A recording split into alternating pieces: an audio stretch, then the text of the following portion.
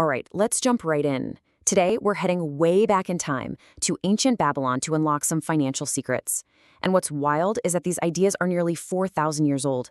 But you're going to see, they feel like they were written for us right now. The book is The Richest Man in Babylon, and its promise? Well, it's incredibly simple. And that quote right there, that's the whole promise of this explainer. It's basically saying that wealth isn't about luck. It's a system. It's a set of simple, learnable rules that, once you get them, can work for anybody. So our goal today is to nail down exactly what those rules are. Okay, so let's set the scene. I want you to picture the wealthiest, most glamorous city in the entire ancient world. We're talking legendary treasures, gold, jewels, the whole shebang. But this city had a very strange paradox at its heart. And here it is, this central problem. On one hand, you've got this dazzling, unimaginable wealth all around. And on the other, you have hardworking people, guys like Dabasir, a chariot builder, just staring at his empty purse. He worked his tail off, but had absolutely nothing to show for it. Living in the richest city in the world, yet totally broke. Sound familiar? So Dabasir finally has this light bulb moment. He realizes that just working harder isn't getting him anywhere. He says to his friend, you know what? We never actually sought wealth. We just worked. We've got to find out how other people get gold and then do what they do. So they decide to seek out the one man who seems to have cracked the code. Arkad, the richest man in all of Babylon. And this is where things get really interesting. See, Arkad wasn't born with a silver spoon in his mouth. Not at all.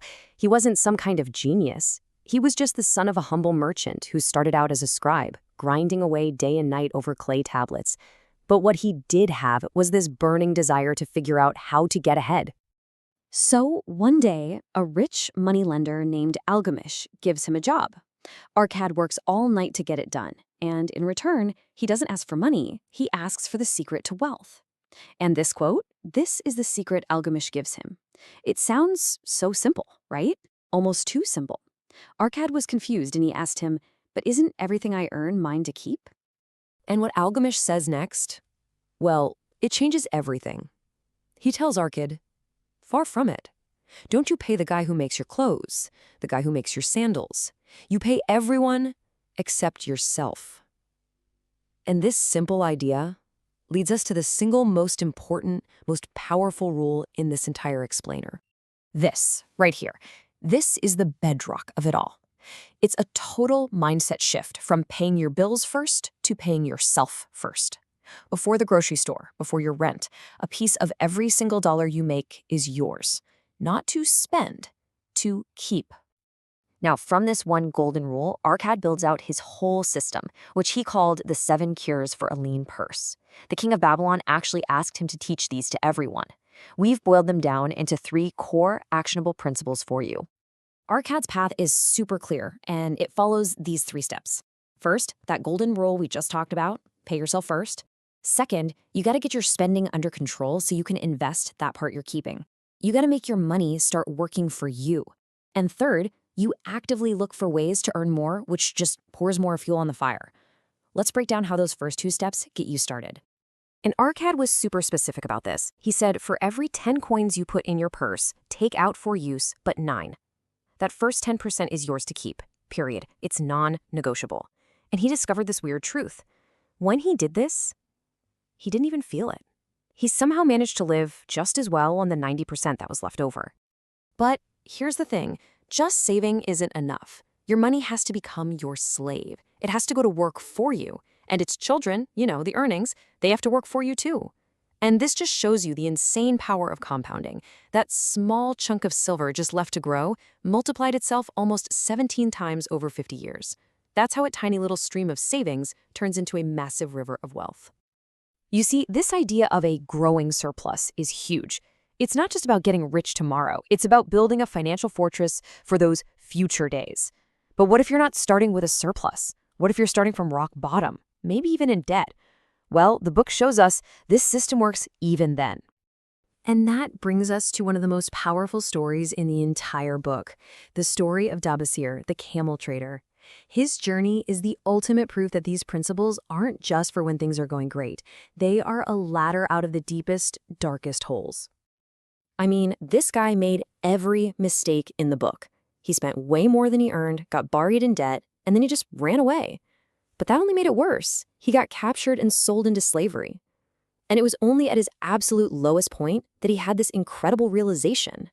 He understood his real prison wasn't some foreign land. It was his own lack of discipline. His debts were the chains that had stolen his self-respect long before he was ever physically captured. So when he finally got back to Babylon, he put this simple but genius plan into action. Look at this. He followed Arkad's rule, 1/10 he kept for himself. He figured out how to live on 7/10, and he systematically used the last 2/10 to pay back every single person he owed. Think about that. He was building his own future treasure while at the same time destroying his enemies, his debts. And that right there is the profound lesson from Dabasir's life. As soon as he found the determination, the will to change, the system, the way, was right there waiting for him. And he went from being an escaped slave to a respected, wealthy man, all by sticking to these simple rules with just an iron will. And this theme of determination, of taking action, it's woven through every single story. See, knowing this stuff is one thing, but as both Arkad and Dabasir learned, wealth only shows up for people who actually do something. Good luck, they argue, is not an accident. The book constantly pushes this idea. Opportunity doesn't hang around. It shows up, offers you a chance, and then it moves on. Delay, hesitation, procrastination, these are the things that let good fortune just slip through your fingers. The stories all show the same thing. The people who win are the ones who act fast when a good opportunity comes along. And that's really the ultimate takeaway. Luck isn't random. It's a response. The goddess of good luck is drawn to people who are ready, who are disciplined, and who take decisive action. By following these ancient, simple rules, you're not just crossing your fingers and hoping for good fortune, you are actively inviting it into your life.